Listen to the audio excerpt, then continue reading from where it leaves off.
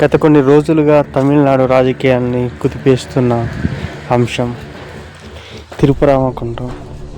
ఇది సుబ్రహ్మణ్య స్వామి ప్రముఖ ఆరుపడే క్షేత్రాలలో ఒకటిది.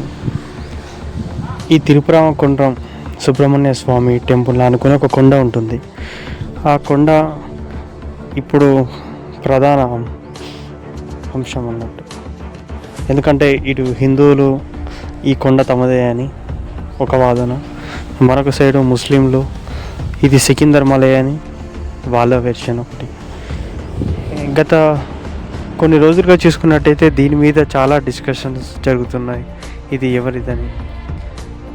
బట్ ఇది మనదే అని మనం చెప్పుకోలేని దుస్థితిలో ఉంది.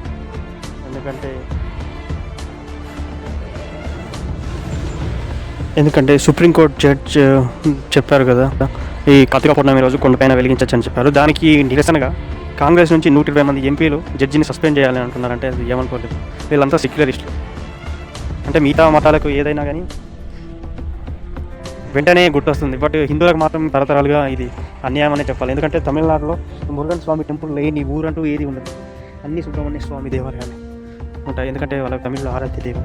అలాంటిది సుబ్రహ్మణ్య స్వామి క్షేత్రం మీద జరుగుతున్న దాడిని ఇటు డిఎంకే వాళ్ళు చేస్తున్నది ఇది సహించండి. ఎందుకంటే తమిళనాడులో అందరూ కూడా పెరియార్ సిద్ధాంతాన్ని నమ్ముతారు. అంటే మీ దేవుని మీరు నమ్మండి, అంతేగాని ఇతరులు రుద్దద్దు అనేది అది ఎవరు చెప్పారో ఏంటో కానీ తమిళనాడు వెళ్ళాలి. ఇది ఎంత పెరియార్ సిద్ధాంతాలు. బీజేపీ